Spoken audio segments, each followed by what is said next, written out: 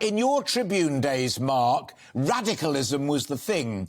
Do you think today's young Labour think that people like Wes Streeting and Rachel Reeves, perhaps, need to be less cautious and more radical if they're going to grab that enthusiasm that critics of Sir Keir and the leadership have been so harsh about?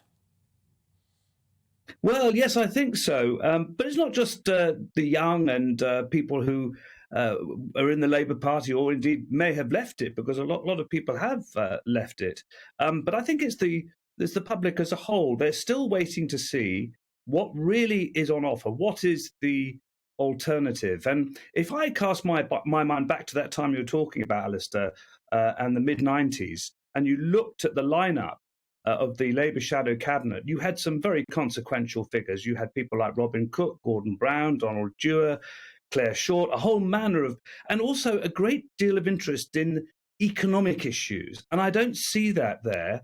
And I was thinking earlier, because I know you've got John Rentoul on as one of your guests as well, and John has been writing very much about the parallels between Harold Wilson and Keir Starmer.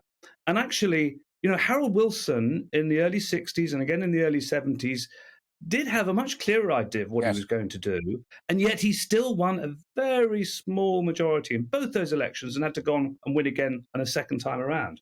He also had a cutting-edge vision of what should happen to the UK economy when he talked about the white heat of technological revolution and embraced it and said that was the way forward for working people and for the country at large. It seems to me that chucking the Lords out and giving people more devolution is hardly in the same league if they want to fire them up with enthusiasm.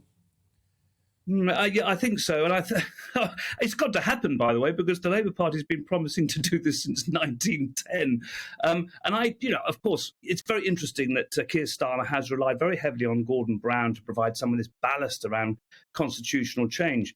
A lot of it people would think is quite necessary. And of course, looking into the crystal ball, it's going to be very interesting to see what happens to the nationalists, the separatists in Scotland with Nicola Sturgeon, if Labour does as well as many people are thinking. But yes, I think you're absolutely right. For most people at home, it is the economy. It's bread and butter issues. What's going to be different? And as yet, I don't think people can see that. You get the impression that a lot of people, even a lot of traditional Conservative voters, think it's time up.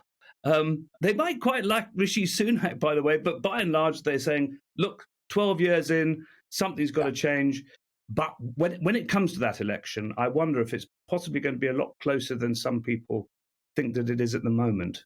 How fascinating. And indeed, John Rentoul is up next. Let me take one word out of that brilliant analysis, and it's change.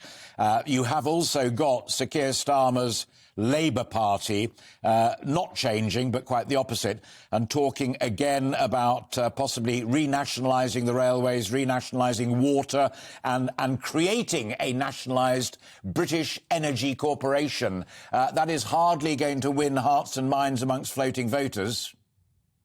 Well, that's the interesting thing, actually, because that's where public opinion really has changed. I think there's overwhelming support, you know, given people's experience of Avanti and all of these publicly owned railways from Europe, you know, taking subsidies from the British taxpayer to run abysmal services. People are really quite in favour of nationalising the railways and water, and they clearly see that something's wrong about energy. So I don't think that's such a bad issue to be fighting on. And by the way, just a mention of Harold, I just thought I'd give you your viewers a little special seasonal surprise, because this is Harold Wilson's hat that he wore to Moscow to meet Khrushchev and Kosygin all of those years ago. And perhaps we'll see a Labour leader or a future Prime Minister doing a bit more, talking and working with the United Nations to get about a peaceful end to the war in Russia and Ukraine, which you also mentioned.